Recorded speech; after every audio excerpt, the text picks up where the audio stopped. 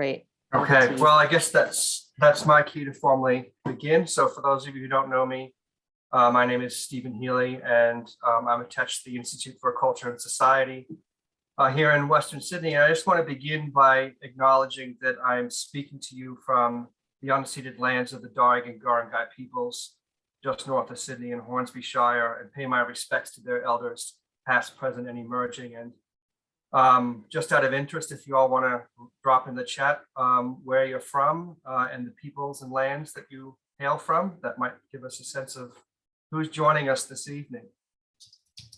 All right, so I'm just going to quickly share my screen. Okay, can everybody see that? Good, okay. So the primary purpose of this session is creative engagement. And to that end, I want to set the context out in the most minimal way possible, both myself and my colleague, Abby Mellick-Lopez. So this particular Liviana is attached to a discovery project that's being led by Gay Hawkins and involves myself, Abby Mellick-Lopez, and Ruth Lane and Anissa Madden. And it's a 3-year project that's looking at what we're calling innovative waste economies and redrawing the circular economy, focusing on particular waste streams, plastics, organics, and textiles, and looking at moments of innovation in the Australian landscape. So the provocation that we had here initially is what is the appeal of circularity? And I think there's a number of different reasons why this image has gained such credence in recent years. So in part, it's necessity. In 2017, China renounced its role as the world's recycler. And in response, circular economy policies rapidly took center stage in Australia and elsewhere as a way of naming something new in terms of engaging with waste. Any port in a storm. So federal, state, and local governments across the political spectrum have adopted the idea and produced a tsunami of positioning papers. In part, it's an effective promotion. Powerful NGOs like the Ellen MacArthur Foundation have been developing the idea of the circular economy, and indeed, this framework has been put to work in the European Union over the last couple of decades, putting countries like Australia in a position of having to catch up. In part, it's familiarity. Circularity has been around for quite a while. Gregson and Crew's genealogy of the concept of circularity traces some of its central ideas, the conceptions of industrial symbiosis and ecology developed in the late 1960s, or the debates around the limits to growth in the 1970s.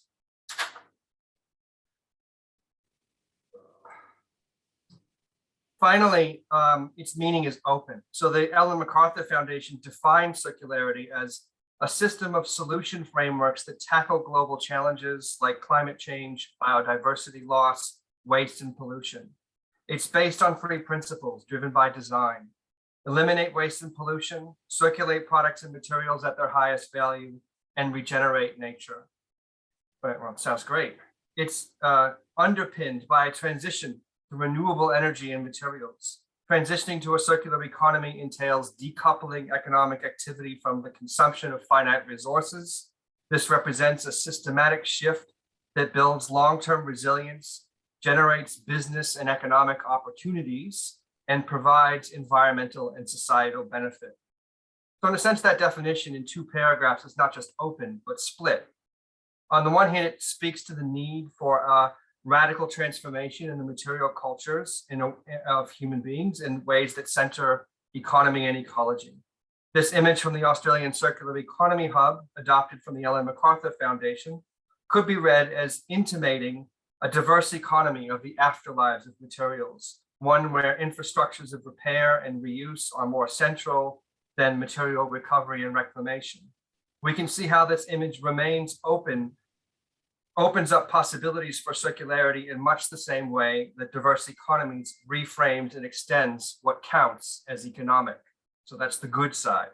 On the other side of the split, there's a positioning of circularity as a basis for a new kind of economic growth, where waste is transformed into something called opportunity.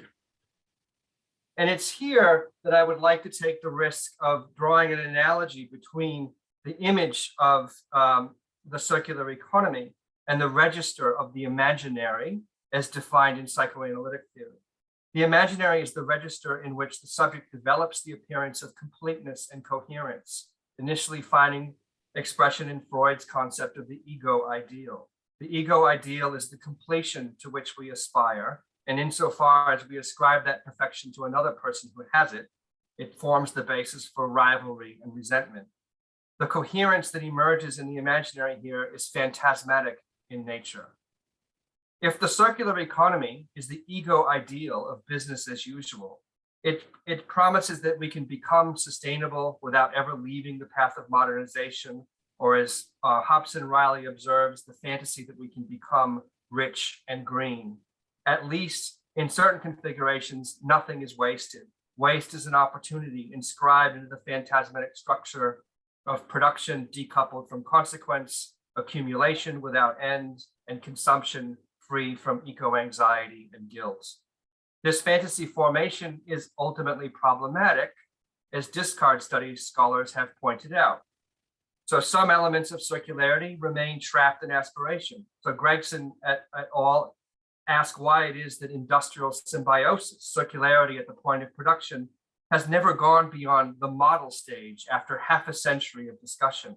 Other things get all the attention. Consumer waste is frequently what's in the foreground. And what this means is that the circular economy remains fixated on the infrastructures of waste management. The practical implication is an emphasis on existing municipal infrastructure that is by and large concerned with post-consumer waste recycling, even though that stream accounts for about 4% of what gets wasted. And then finally, the rest gets ignored. As Myra Hurd points out, most wasting occurs at the point of extraction. And in the Canadian context, another name for that is ongoing colonization.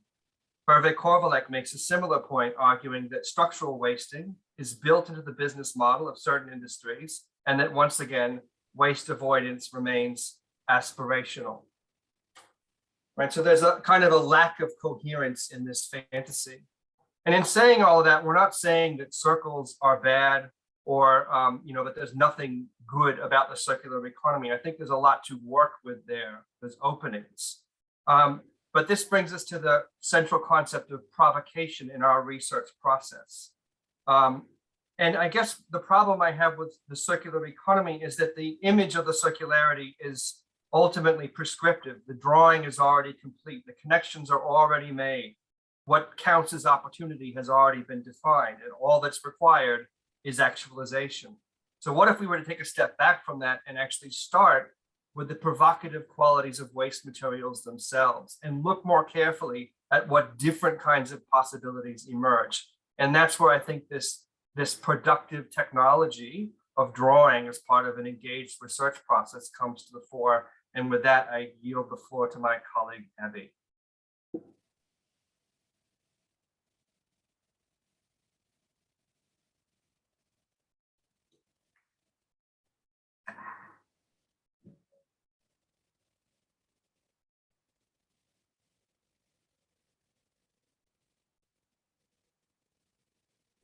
Abby, you're on mute.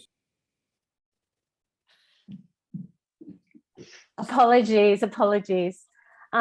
So hi, everyone. So I'm just going to talk very briefly about drawing as a speculative method and posing this question for us: how might we collectively reconfigure waste as a provocative force for social invention and experimentation through drawing and redrawing?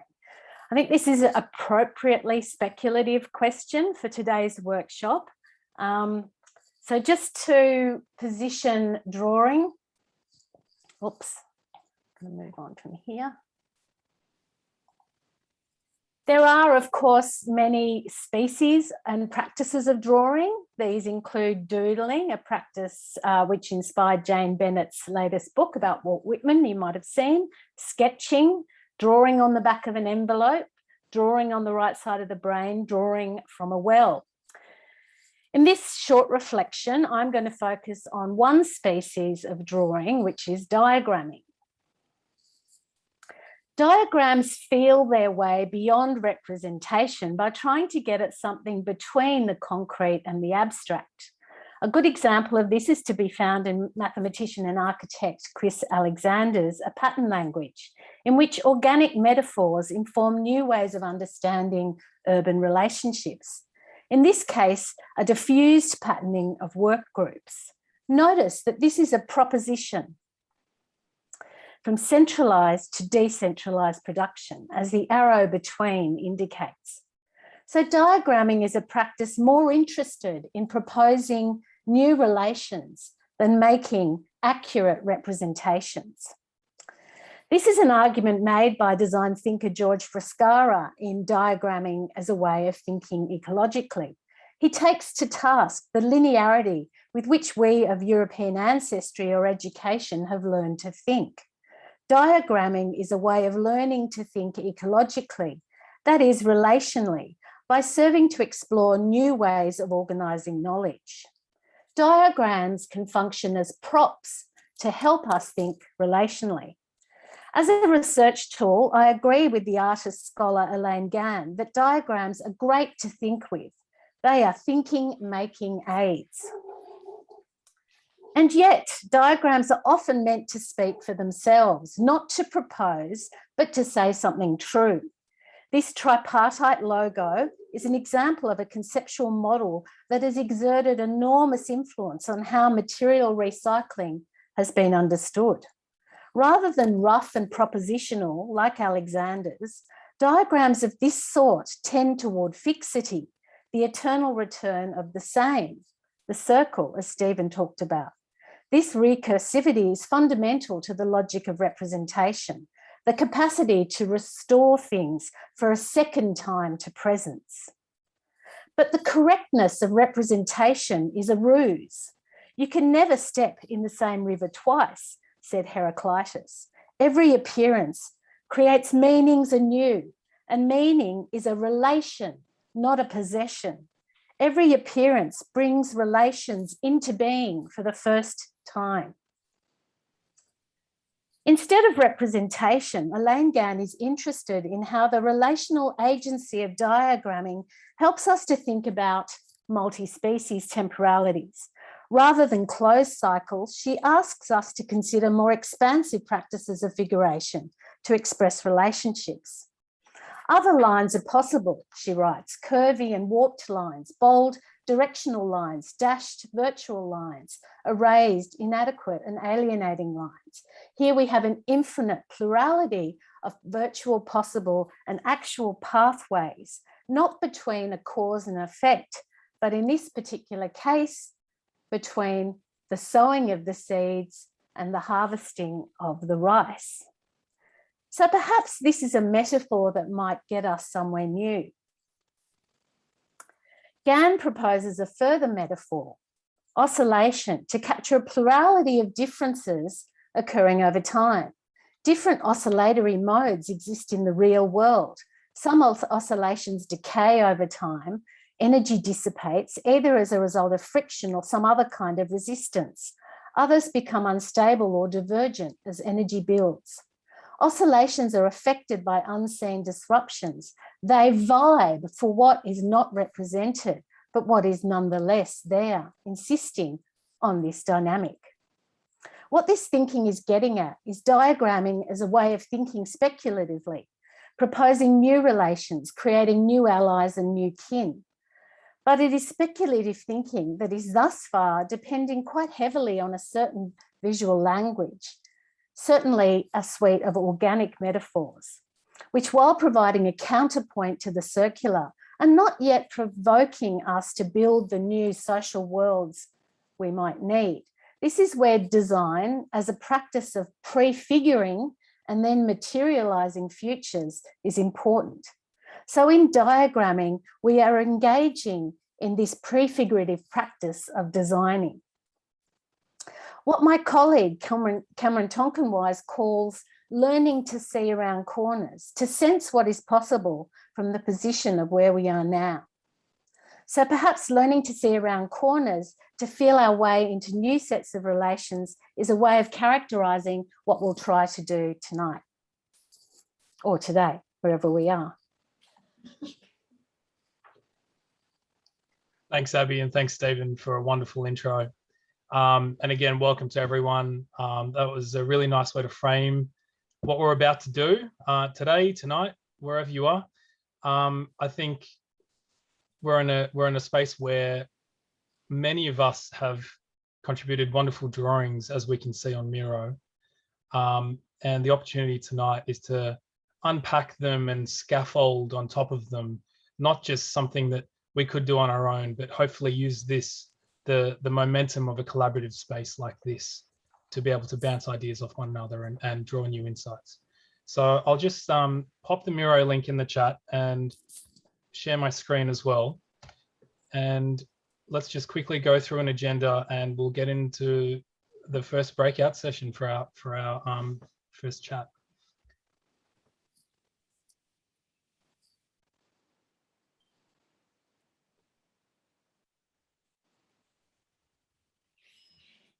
So is my share screen coming up for people at the moment? Awesome. I will acknowledge I'm here in on Gadigal country, and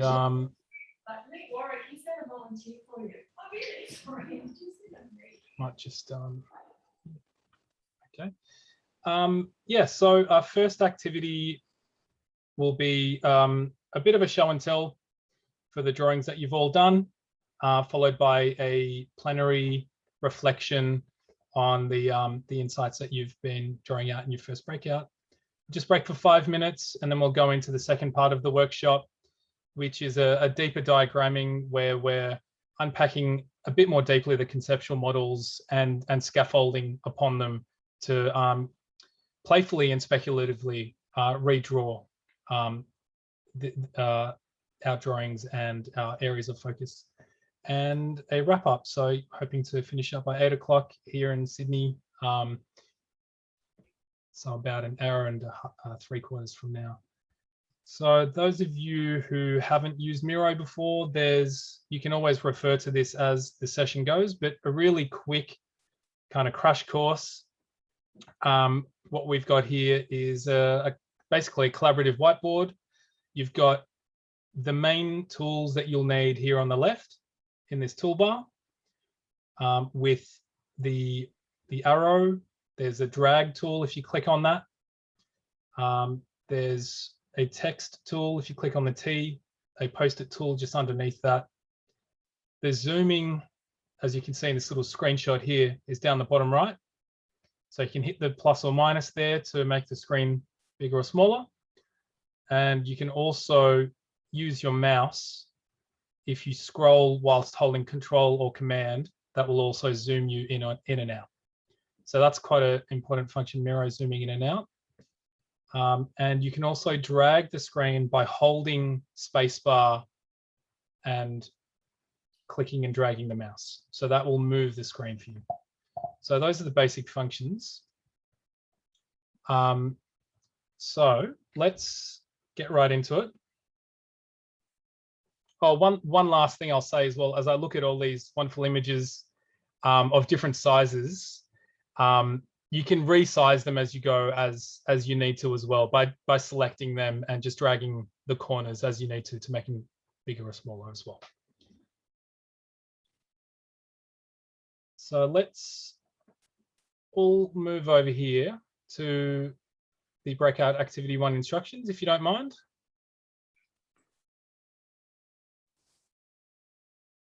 What I might do actually is I can bring you all to me.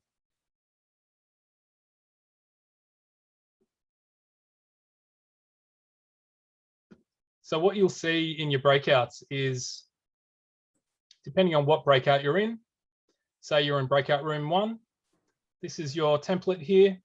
You'll be in groups of 3 or 4, and you'll have space for both breakout activities in this space here.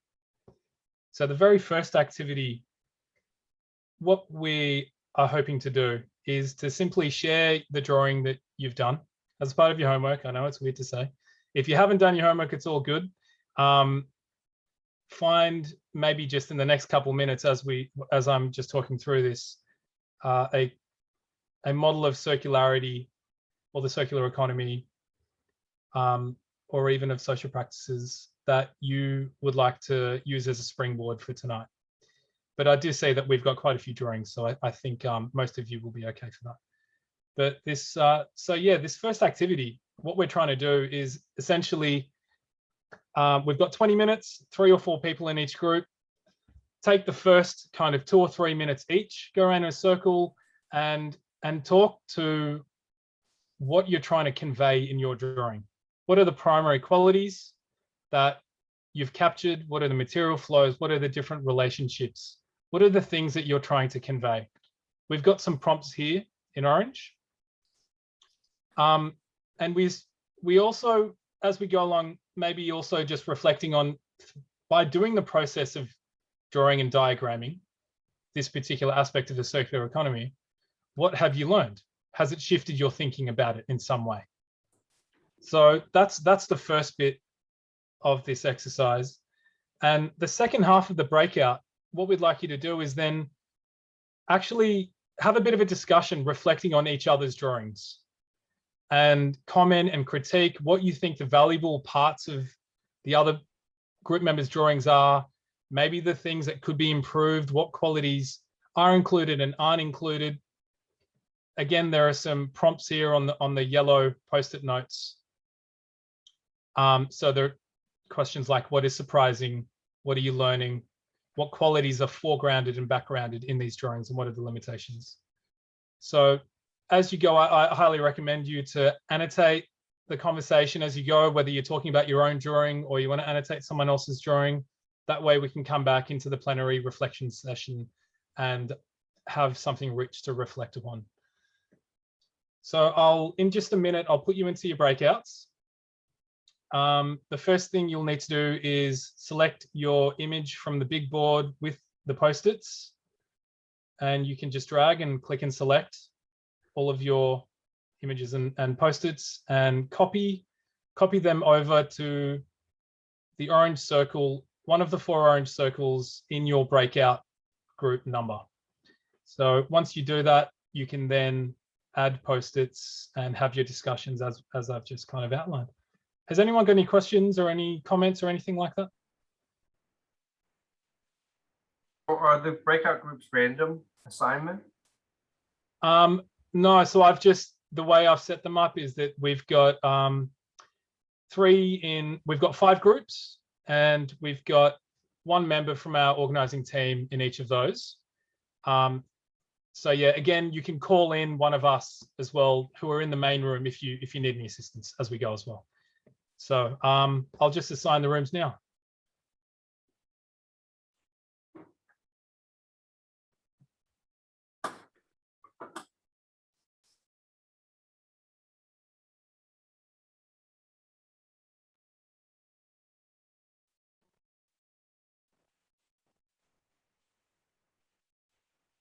And so we've got, sorry, Kieran, we've got 20 minutes for this, right? Yeah, we're already running 15 minutes late. So maybe we go until 6:45 instead of 6:35. Yeah. Warren mustn't be at his, yep. Okay, he's gone. I wasn't able to assign you to a room, Anissa, because you're the host. But room 5 is the only one that doesn't have one of us in there. Okay, So I'll go and jump in. That Yeah, I'll go to room 5. Awesome. How Okay, do I I'm get gonna in there? follow. Join. Okay, cool. Thanks, Awesome. Kieran. Okay, see you soon.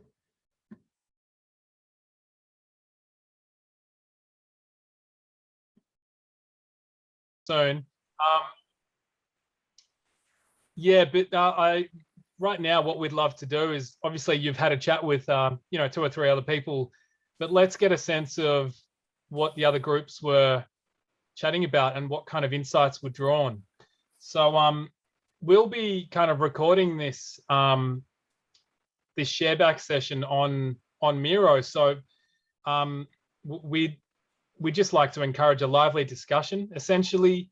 And I'd just like to give any of the groups to go first and just share back some of the key learnings and some of the common threads that you found through the different drawings in your group.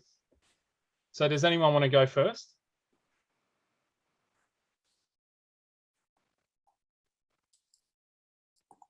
How about Abby's group? You were group Yeah, number one. sure. Does anyone from Abby's group want to go? Yeah, I mean, it'd be good if it wasn't me talking. Who wants to be brave? I mean, I should say, even though, you know, I'm one of the conveners of this, I failed to say we have to stop and we have to try and come up with a coherent, but maybe I can just make a couple of initial points and then people could dive in. I was really trying to attend to the ways in which the kind of drawings functioned in the discussion. And I thought that was a really interesting couple of points to be made. One is that everyone in their drawings attempted to capture and move toward complexity, to honour the complexity of what they were actually talking about.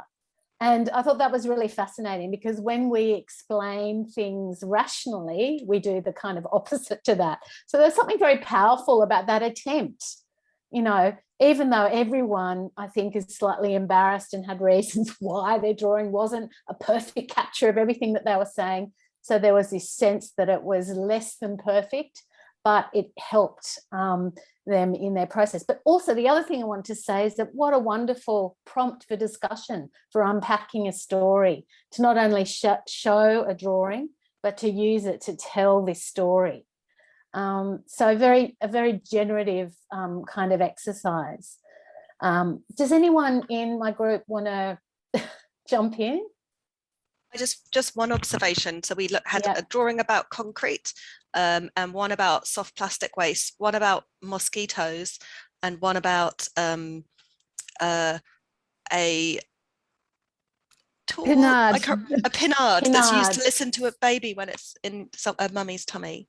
And you know, they seem like really disparate things, but they were all kind of speaking to a relationship between the very kind of domestic and personal, and then these kind of big global transnational kind of flows, or kind of bigger picture. But there was also there was this intimacy in all of those things. Like through the drawing, we were able to find these intimate relationships with mosquitoes, and listening for the baby inside, and the thingness of the object that lets us do that.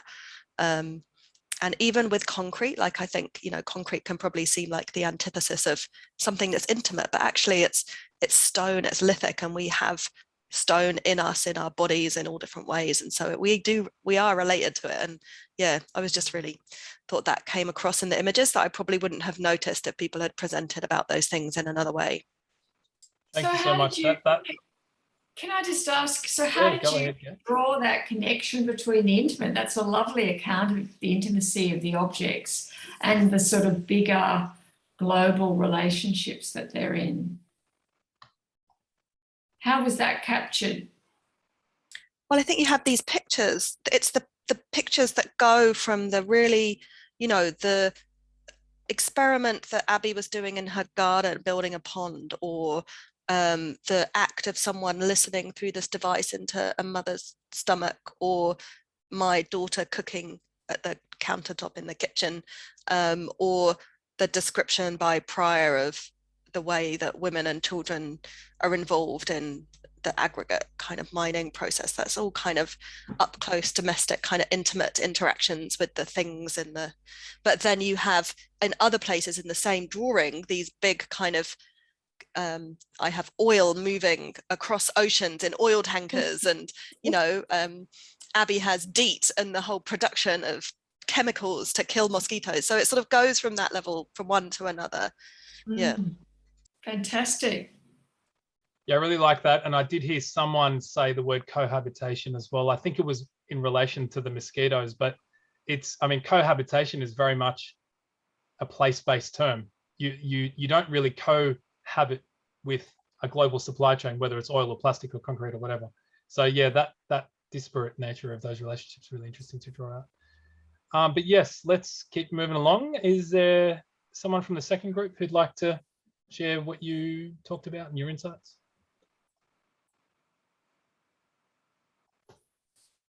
Come on. Ali. Hi. Thanks, Gay. You've tapped me on the shoulder. Warren, please jump in. We had three really lovely objects, which interesting, we didn't really get to this, but they're all about packaging something else in a way. So we were looking at a single-use bottle, a disposable eye lubrication bottle, and 2 makeup cases, which were very different. And so all 3 of these objects are objects which contain something that's important to people. And the 3 directions we went in diagramming were very, very different, which was lovely to talk about. They ranged from quick drawings of graphs of exponential growth that provoked a whole lot of questions, starting from the object of the single-use bottle to, Gay, I think you couldn't resist arrows, which was lovely because they actually converged and diverged, which started to, as Abby said, make things a little bit more complex than they seemed on the surface. And I didn't really get very much past annotating a photograph, but was sort of doing a comparison, which led me into this kind of binary direction. But we ended up, of course, with plastics and how essential plastic is to products which really need to be disposable in some sense. And perhaps unless we can kind of rethink that idea of disposability and hygiene and all the necessities of particular materials to our survival are very difficult to get beyond. So it makes me think when you're saying that, with the kind of the arrows and what you said before that about packaging, but actually items that hold meaning to people.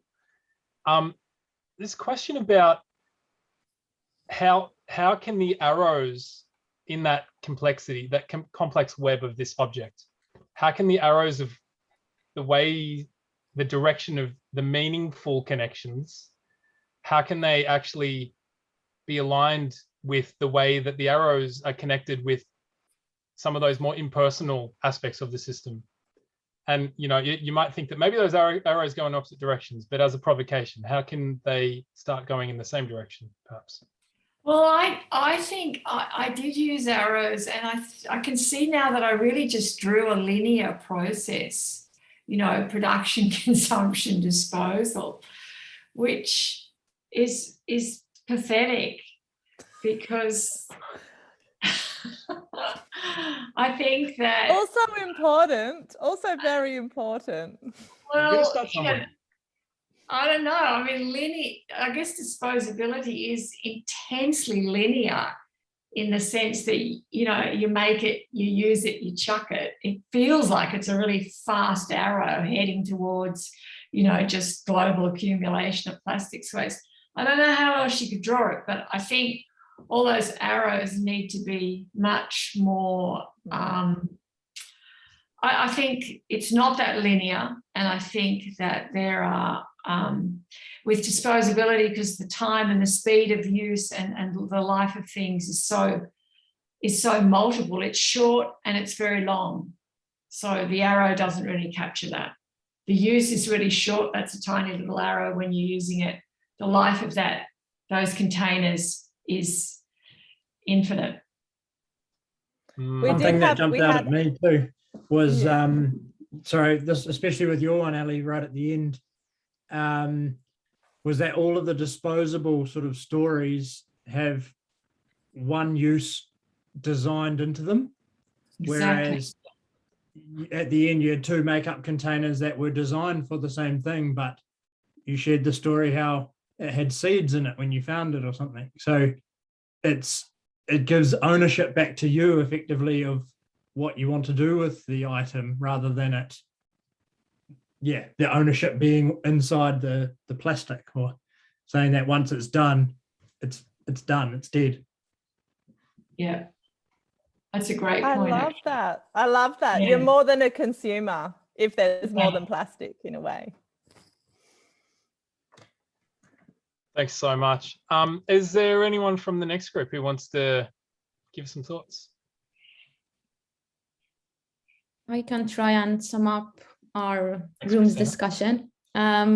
So in terms of the diagramming and drawing the maps approach, I think we all had a very different approach. One was more, let's say, actual drawing and painting. One was more digital based and one was more photo based. But a commonality between them was the kind of the approach of going deeper and above all asking questions. The element of questioning, I think, was common in all our three maps. In terms of the three objects, we had a smartphone, we had a 25-year-old sofa bed, and we had a plastic bottle of roll-on deodorant, which was presented as opposed to a solid deodorant.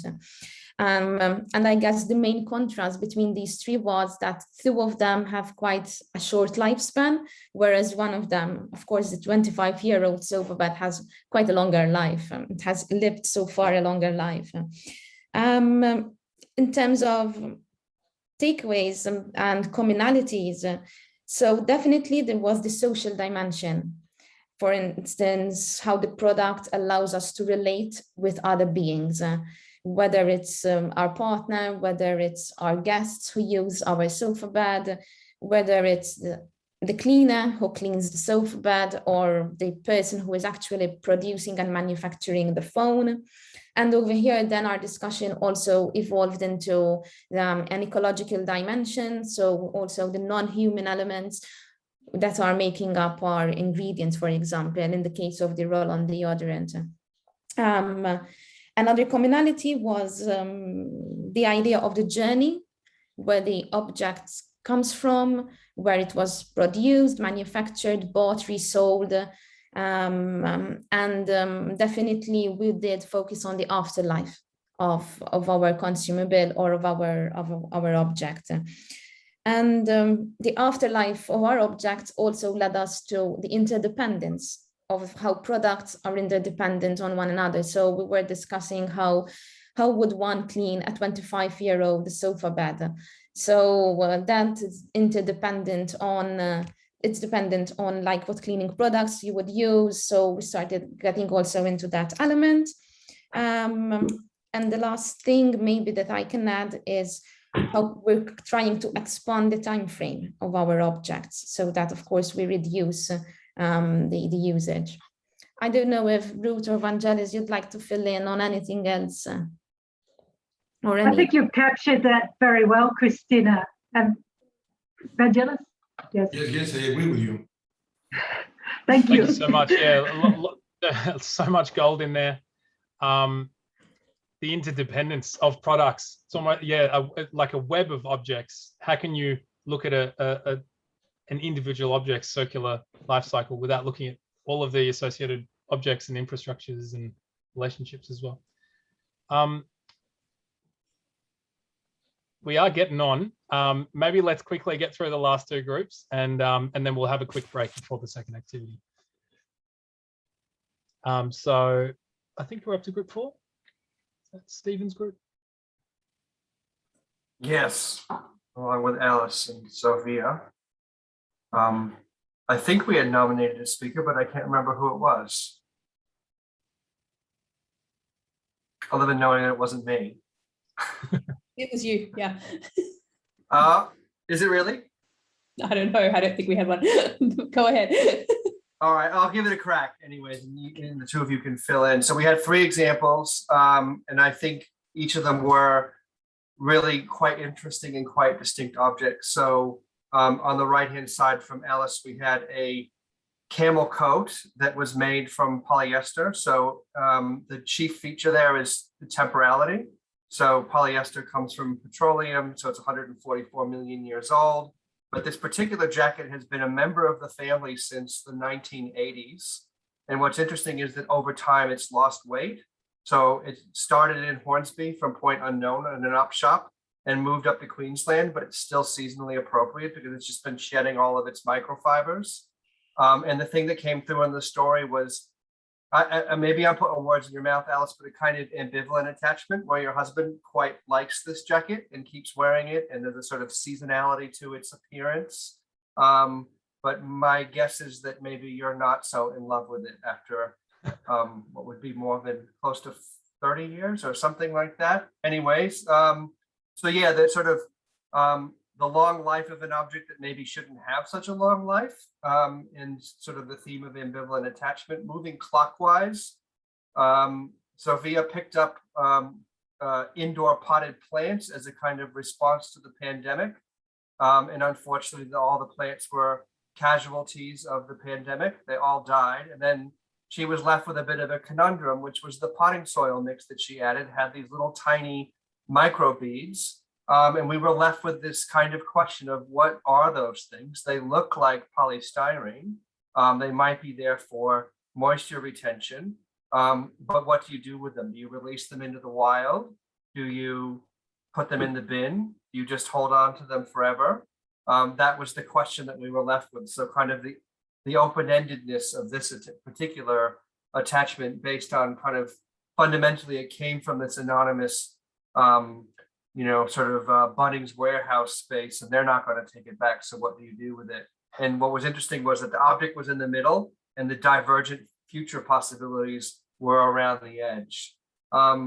Like Abby, I think I kind of failed to represent in circular terms. I had an image of my backyard, which I then turned into a photocopy of my 2 garden pods, but the central feature, unfortunately off on the edge, was this high density plastic compost bin that I got from Hornsby Shire that got it in turn from Compost Revolution. So it was sort of a deep discounted 400 liter compost bin. I've got 2 of them because I apparently generate enormous amounts of food waste.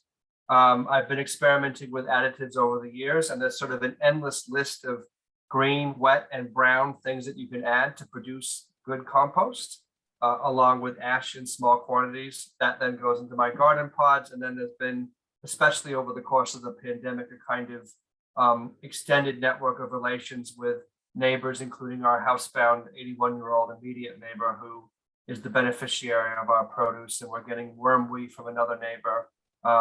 So, like the technology of composting itself has become sort of a site of distributed conviviality here in Breakouts town. So yeah, so different spatialities, different emphases, material temporality, ambiguity. Fascinating exercise. I don't know if I missed anything.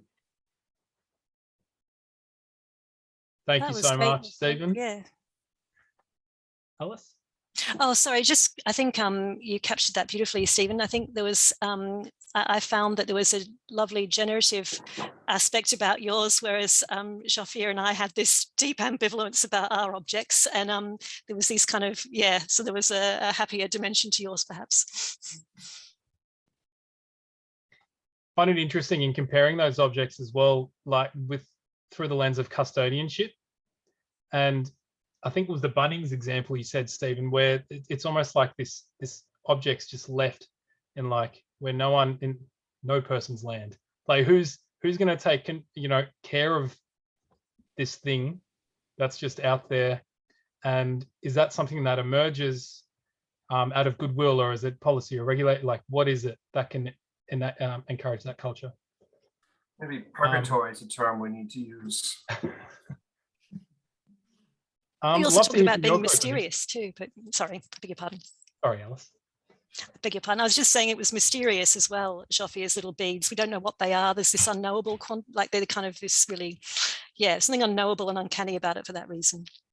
Yeah, they seem pretty obviously inorganic though, and I feel like the starting point would just be not to put them in, and then I could put them use potting mix in my garden and it would be fine. Okay, lucky last, Anissa, or someone from your group. Oh, yeah, I was thinking, Isaac, did you want to share? We were having some technical difficulties at the beginning, and so we only got to talk about one of the drawings, and that was Isaac's. So well, do you want to Anissa, share? How about we kind of share this as a little go around? I'll start because Sure. Yeah. That would be, I think, nicer. And so, yeah, I mean, the picture itself is quite self-explanatory. Yeah, I envisaged the cords on my headphones in my office as a kind of connection between all things. And there's Anissa raised a very good point, I think, as well, and Joanne, sorry, about the COVID and how COVID has made us completely interdependent with these devices that, in my case, are quite horrific. $3 pair of disposable gamer headphones that must be very old now, that are very worn. But essentially my source of connection to work, to people in Cambodia and Laos, my means of doing a lot of dictation, which saves me time typing as a technical device, but then this consumption of culture that you become more dependent upon as the COVID lockdown went on and on and on in your spare time with little else to do. But then the issue of sustainability around those, if we're going to become more and more dependent on these devices because of things like COVID, then and these disposable devices essentially that are very cheap and disposable, then how can they be made differently, and where will they go when they're thrown away? Anissa, I'd hand over to you with any. Oh, maybe I'll pass to Joe. Yeah, Joe, okay. do you want to add? Yeah, Joe, you had some great insights as well. Yeah, just I guess that was what struck me about headphones, was just how much of my life I have spent in headphones in the last 2 years that I never ever imagined nor would want to probably replicate, including I actually sleep with earmuffs on because I live in a very noisy place, so they never seem to be free. Yeah, that and that disposability element, you keep finding them in funny places, because I think there's two kind of ends of the spectrum with headphones. There's the cheap and disposable ones that seem to turn up in odd places, and then there's the very extraordinarily gobsmackingly expensive ones that you just can't understand how they could possibly cost that much money, and the sort of status and things that goes with that, and this whole kind of wrapped up in, there's a fashion elements, there's culture elements, there's just that interconnectedness, I guess, that people have highlighted already about how the role that they play, but how that role has become so much more central and so much more dominant in the last couple of years, I guess, was my reflection. Yeah, and we had Aviv in our group as well, who unfortunately had to leave, but I think he made some really insightful comments, just about the blurring of boundaries, especially in COVID, between work and leisure. So you've got the music and the enjoyment of music, but then you're stuck to this thing for all the Zoom meetings. And then also this idea that, we're maybe blocking out a lot of other things, walking down the street with our headphones on, what are we not hearing? And that made me think about noise pollution. I don't know if, waste, if we can make that connection, and just the overstimulation that we're constantly experiencing and our nervous systems being kind of overloaded. The story made me also think about a couple of pairs of headphones in my life, like that one that we managed to recycle some foam and make new ear pads from, but I've got 2 pairs of earbuds that broke. They were Bose earbuds. They were quite expensive, and I called the company, and they don't have a way of recycling them, but they said, oh, we'll give you a discount off another pair. And I thought, I've already bought 2 pairs from you and they've broken, so why would I buy another pair? But then I found, some of you might know about this company Terracycle, an Australian company where you can get boxes from them, and you pay quite a bit of money for those boxes, but they then take your small audio equipment or whatever and take everything apart and really break it down. I put a link on one of the post-it notes if anyone wants to check it out, and I thought that's an interesting, it does become the consumer's responsibility. You have to pay for it. And so that's individualizing the responsibility for it. But then again, it is also creating employment for people, and it is, in a sense, keeping responsibility at home for things that are consumed here in the country. So an interesting one as well. Thanks. Thanks, Anissa. Yeah, that is really interesting. And hearing about their both offering you a second pair of headphones rather than fixing the first ones, I think is so commonplace, and it's almost like an act of marketing. So it's like their priority to keep that relationship in order to secure future profit making. It's and that complexity with how you're then interacting with that object and the choices you make as a consumer, and the kind of weight placed on that. So many awesome insights. Really just blown away. I mean, interdependence has come up, intimacy, the different types of relationships we have both with humans and non-humans, time, which is a really awesome insight, and the way that the short and long time scale, but also not just that, but the speed and how that can be speed of consumption or use of an object, and how that could be conveyed through drawing. I would suggest that we just take a really quick 2-minute break, grab a drink or go to the toilet or whatever, and at 7:20 we'll come back and quick intro to the second breakouts, and then we'll go into delve a bit deeper into the diagramming. Right. Thanks a lot. Awesome. Great, thanks. Yeah.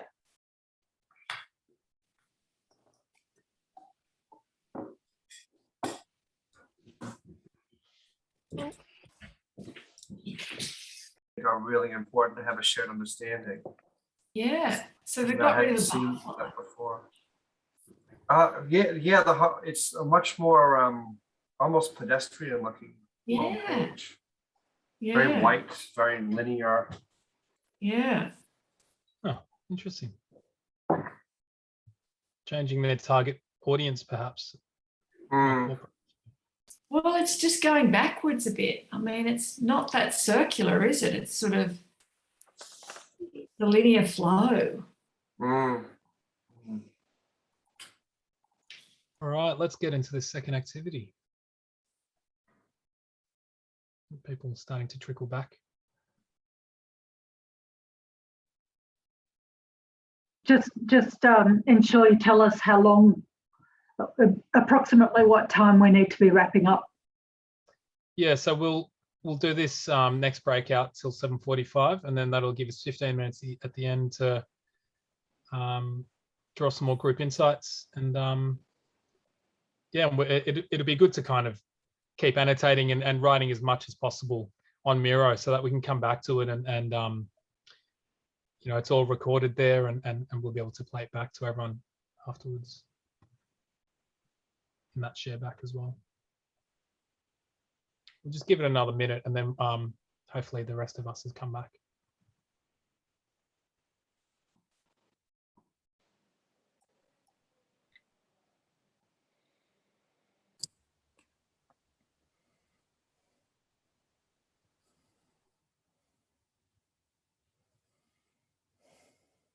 Oh, Okay, thank you, Kieran. You've put the prompts right next to the images, which is great. Ah, nice. Yeah. Okay, let's do a little intro to this this activity.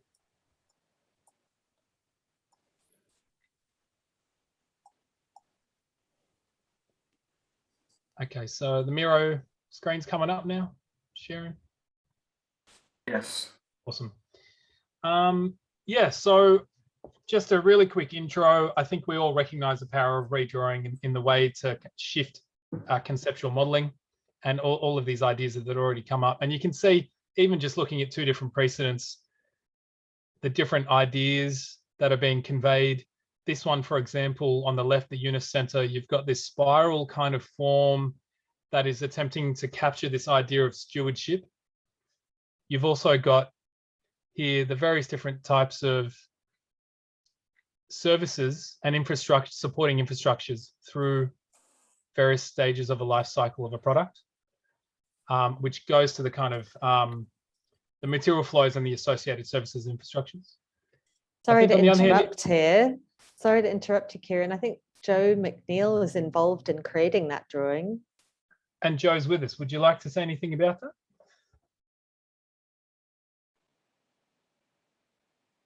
That was quite, it's always interesting to hear other people's impressions of what you're trying to convey when you do visual stuff. I find it fascinating because I tend to work on the ideas side, and then my colleague, who's actually has a design background, Ingrid Burkett, is the one who actually puts it together as a visual. But so we spend a lot of time talking it through and then try and capture it. And I guess the main point of this, from our point of view, was to try and introduce the who into this conversations as well, which is something I haven't heard anything about tonight either, and is very common in circular economy discussions, is that it's all about the material flows, it's all about the environment, you know, and who does the work, who's actually involved in these things, where do the value flows go, stepping outside of the material flows, and who gets to share in those, I guess, is something that we're really interested in around the circular economy side of things. And not being materials or environmental scientist type people, coming much more from that social side. That's the kind of interest that we're trying to surface a little bit through this particular diagram. Amazing. Thanks so much, Joe. I mean, no one could have really said it better than that. I think, yeah, the actors in this, the maggot farm example, is one of the experimental project Abby's working on. And I think here you could see we've got institutional actors as one of the kind of examples of stakeholders, and then the different lines representing relations. So in a way, just showing that even though drawing on Miro itself is quite a difficult task, I think simply by using post-it notes and lines and some images, it is possible to start articulating the web of relations that could exist in whatever your area of focus is. So now, just really quickly, what you'll see in the center of your breakout rooms, you'll see this colorful circle.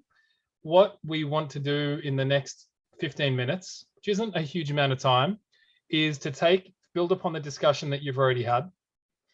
And like Joe was just saying, reflecting on what are the aspects or the qualities that haven't so far been reflected in your drawings, or you would actually like to speculate and create something quite aspirational.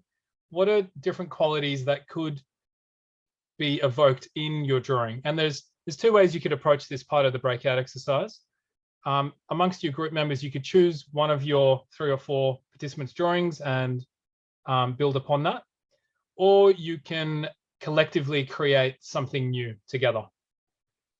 We'll leave that up to you, depending on what you want to do in your breakouts. And so I'd recommend in 15 minutes, it's not very long, but maybe it's time enough to build the scaffolding for what you think is quite valuable to explore, whether that's to do with some of these prompts you'll see to do with material flows, how material flows and services and infrastructure is conveyed, relationships and stakeholders, maybe the context to do with place and ecosystems. Time has already come up, and so are values. So what kind of values are we trying to embed in this drawing? So at this point in time, yeah, I'll put you back in the same breakout groups, and yeah, just have some fun and see if you can draw some connections between the aspirations that you have for what this drawing is attempting to do. And again, I'll be floating around the different groups. So I'll just set up the breakouts now.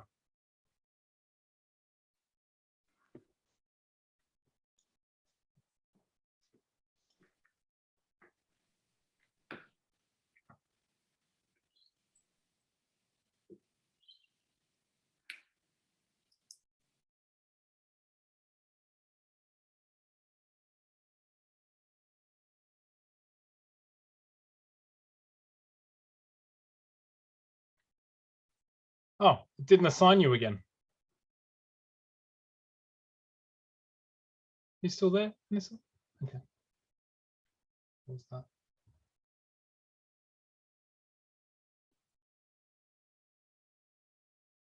So sorry, everyone. Hate pulling you out of those breakouts. Your drawings look amazing. So we've got less than 15 minutes left, and I think it'd be really cool if we could just zoom around on Miro and go around all of the groups and maybe hear a little bit about a minute or two from each group, just saying, give us a short summary of your redrawing and what you've learned from the process.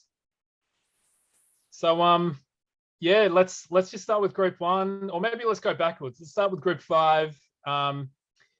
Anissa, and yeah, if you're on Miro, everyone just come over to Group 5's board and maybe we could hear from someone from Group 5, talk us through a little bit about what's going on here. Mm-hmm. Oh gosh. Joe, you want to start us off? I'll start us off. Okay, there we go. We didn't really get to redrawing, but we did have a lot of questions. So we discussed some of those. And I guess the one that's most present for me is Anissa came up with, so the idea of, okay, what would you do differently around this set of headphones that we're looking at? What could you do differently? And so Anissa had found some a great example of this company called Terracycle, which actually will take things away for you in a box at, quite a hefty cost actually, but they'll take it away and pull it all apart and help you to do that, but it's individualizing the responsibility, etc., etc. And so my question is, and looking at this model of circular and impact economy, is then, okay, what kind of business is Terracycle? Where do the value flows go in terms of the work that Terracycle does, and how do we actually start to unpack so if we want to increase reuse, we want to increase recycling to some extent, then who's going to do that work, and how do we look at that work in a way, and the way that we design the enterprises and the work that's going on around that in a way that actually helps to distribute those value flows in much more circular and equitable ways. At the moment, what we're seeing in circular economy space is a lot of jumping into niches, slight twiddling and tweakings of business models to basically do business as usual with a bit of a circular flourish. And there's very little that's actually changing under the skin in terms of actually doing enterprise differently. That's my start off. There you go. Wow, amazing, Joe. Is there anyone else from that group who wants to add a couple of thoughts before we move on? The other thing that was discussed also that wasn't discussed before was the issue with rubber and the colonialism and the extractive practices that go with that. But yeah, how could they be made differently is the problem we come back to. Perhaps, perhaps they can't. We can't necessarily go back to tin cans, but the issue is, we think, more at the disposal end, and perhaps the longevity of the products. But yeah, looking at different models for recycling these kinds of devices, or making less of them if we can increase the longevity of them, I guess, is the issue. Making them less disposable. Yeah, that's definitely a theme that's come up quite a few times today as well. Thanks, Isaac. Moving up to Group 4, looks like we have a downward spiral, maybe some birds. I'd love to hear more about this. Wow. Not birds, bacteria. And Bacteria. I guess we took on the challenge of trying to think across the three objects. And what we came up with was the kind of relationship between soils and plastics. And I guess that was really prompted by Alice's observation that in a long enough timeline, plastic kind of came from organic material under heat and pressure. And then we noted that that circle has a kind of heat gradient in the color scheme. So we were trying to think about the relationship between plastics and soil with respect to work. So who's doing the work of decomposition or change or transformation? There's this kind of proposition that there are moths and microbes and mushrooms that can actually eat different types of plastic. And so what's the sort of political optics of pointing that out? Does it mean that problem solved? We've got a kind of nature-based solution. What does it do to sort of think in deep time about a problem that is very much on the surface of human experience? So yeah, I guess that was the big theme, was the relationship between these two things that are from the same property. And in that sense, we were thinking as well with Puig de Bellacasa's concept of the elemental as something that changes form and relationship in relation to heat. Thanks, Stephen. Love that. And it I suppose in the way that you've got that, it almost kind of hints at not a black and white, let's move from this to this, but almost like a transition as well, the way that you've got that gradient. Exactly right. Yeah. Awesome. Thank you. Love to hear more, but we better move on to Group 3. And Yeah, I'll explain this one. Thanks. Look, we looked at some of the qualities that we just talked about that, the qualities that we found that we kept dwelling on in the 3 examples. One quality that's rather central is that they each have different temporalities, which is very much a part of the materiality. So we put a picture of an ice cream as a ephemeral thing that can be actually used up, completely consumed, versus Stonehenge, which is very old and continues to stand over the centuries. Nice one. Oh, then we have social and emotional dimensions to these. We encounter these items as purchasers or as users, but we don't really know who's produced them, who's handled them prior to us, nor what will happen after we dispose of them. So there's social relations. They're produced by certain relations between people, but they also facilitate certain relations between people. So these social relations are not particularly visible, but, you know, in my sofa example, I was thinking about house guests in particular, but there were other social relations involved in who was going to do the cleaning, etc. But these objects are they're intermeshed with other objects. These objects don't stand alone as independent things, so that's what the picture of the Arch of Stones is representing. And ultimately, we wanted the lines that we've drawn here are just highlighting the interdependence of not just the objects, but the objects with people and other life beings. And of course, that crosses with their materiality and temporality as well. Thanks. Thanks, Ruth. Love it. And all of those images are so evocative. And you know, you can almost just kind of taste the ice cream. That archway built out of stones in its own way has quite a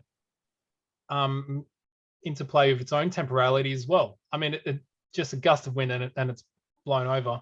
But I would, as a provocation, thinking about the Stonehenge, the ice cream, and how that could translate into a conceptual model as well. I think that's a fantastic provocation there for us to think about.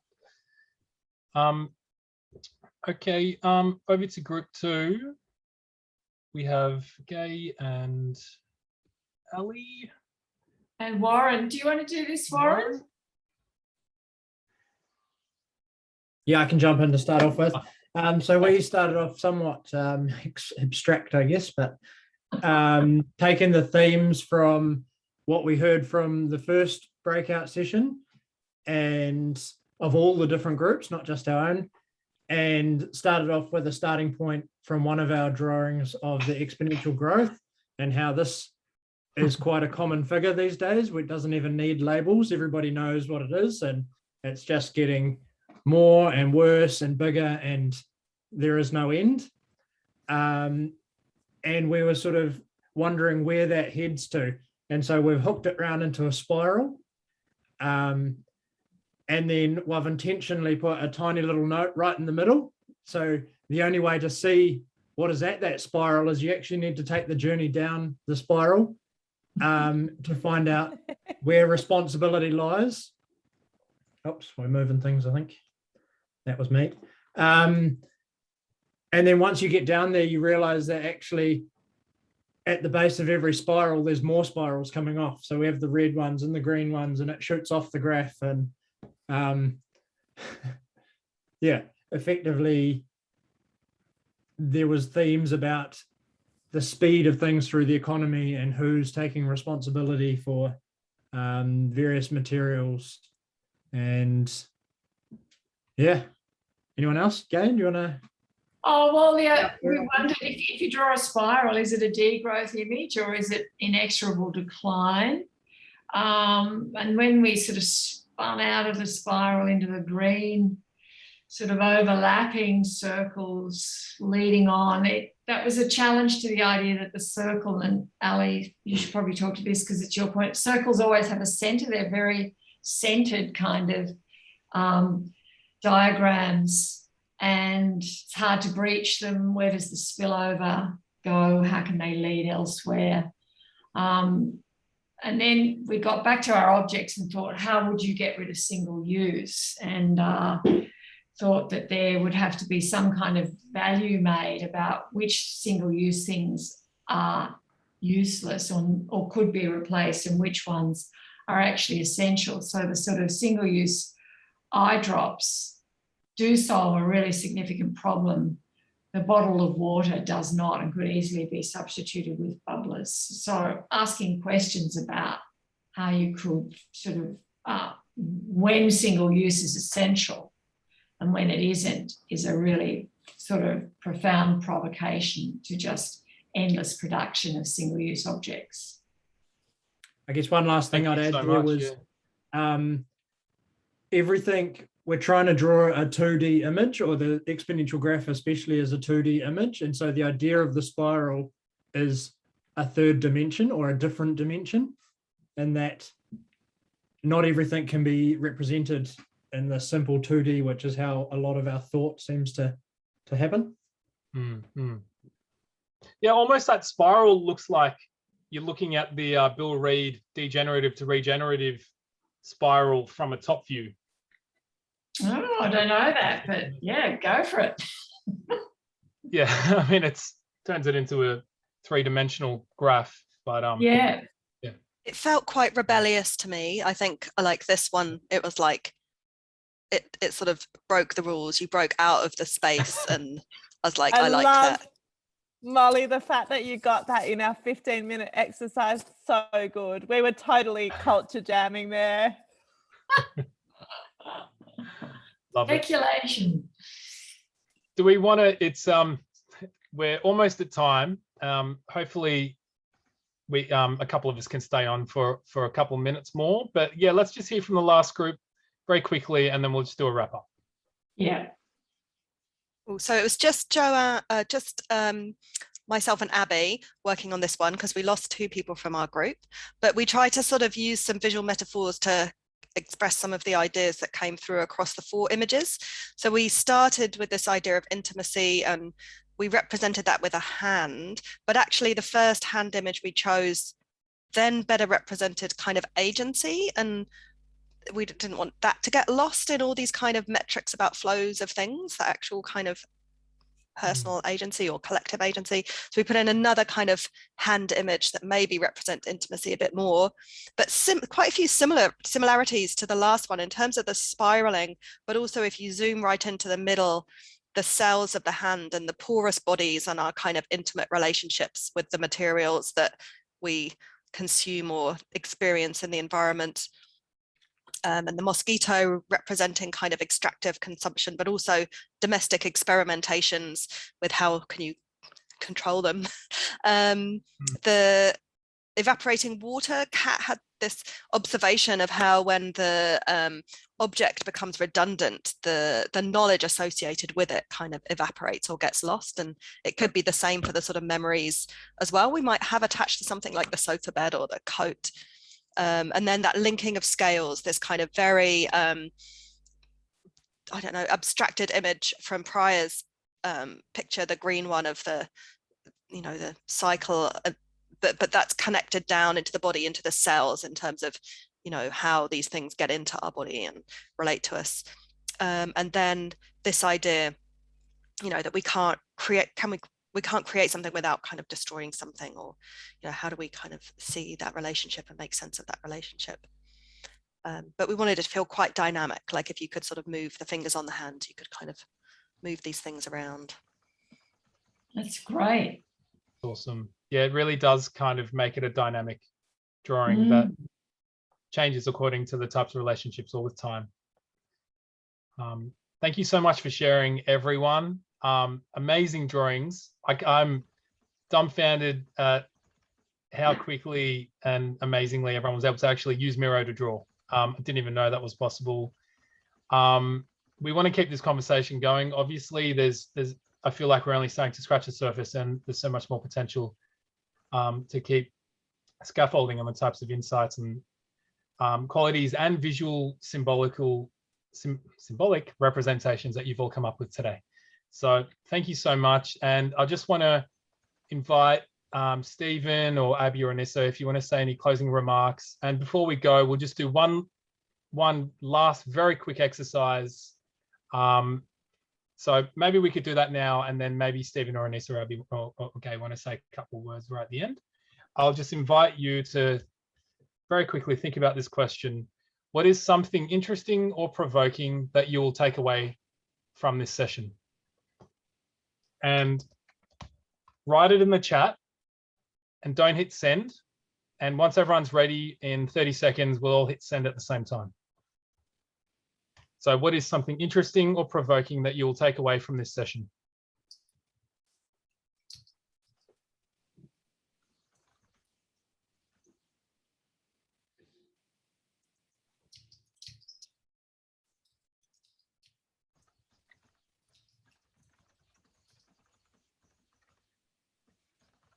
Okay, how are we all going?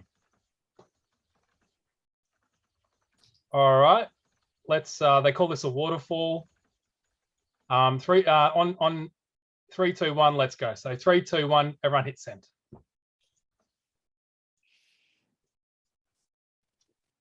Beautiful. Thanks so much. And yeah, I'll hand it over to one of the esteemed colleagues who want to close up.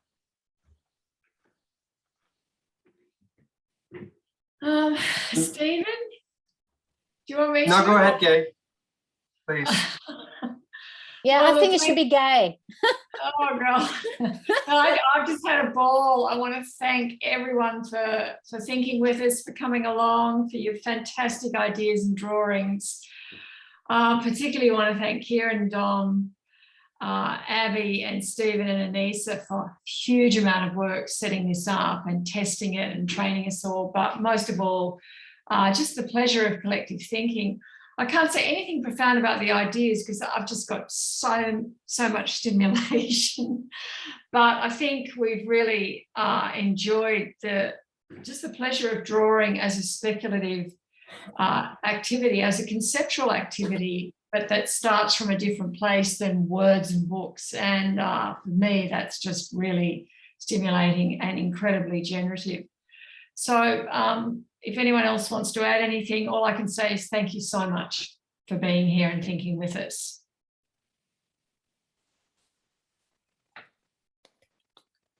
Thank you. Thank you.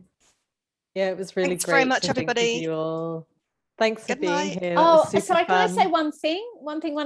Kieran, can people, if they want, go back into the board for a couple of days? Yep, or please do. just Yeah, we'll leave it open. I don't know. Go and edit. People may want to continue with their experiments. Yeah. I don't know. So the link will still be open. Please do. And I'm just so inspired by your digital pedagogies, Kieran. I'm going to be trying to improve my online teaching now next year with a bit of Miro. So thank you. Oh, and if if people have any follow-up thoughts that they want to share, just shoot us an email. Send us links, like anything that pops into your mind that you want to share with us. Feel free. Yeah, and for many of us, the CERN list will be a nice way to keep in touch around this project as it unfolds. Yeah.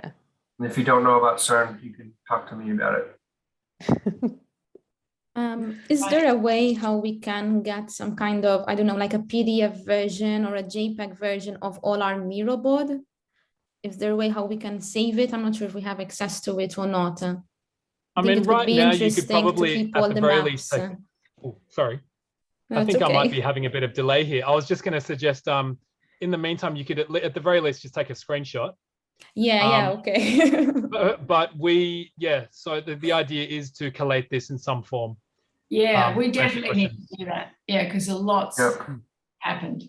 Yeah. Because I wonder if there's a typology here across the 5 collections of images. There might be other differences we can see. Yeah, exactly. Yeah. And convergences, of course. Yeah. That was marvelous. Yeah, fantastic. Cool. Thank you, Thanks those a of you lot. joining us from Greece. That was great. Yeah. And Christina from Malta. Thank you. Ah, Malta. Yeah. Yeah, Land it's of heat. fantastic. Christina, Very you're a good. fantastic artist, by the way. Oh, no. I Hear the enjoyed doing it, deodorant? actually. Okay, thanks, guys. I got to Thanks, go. everyone. Thanks, Yeah, Kieran, see you for all. steering Thank you. us. Thank Bye. you, Kieran. Fantastic. Thank you, Abby and Steve. Bye-bye. Thanks.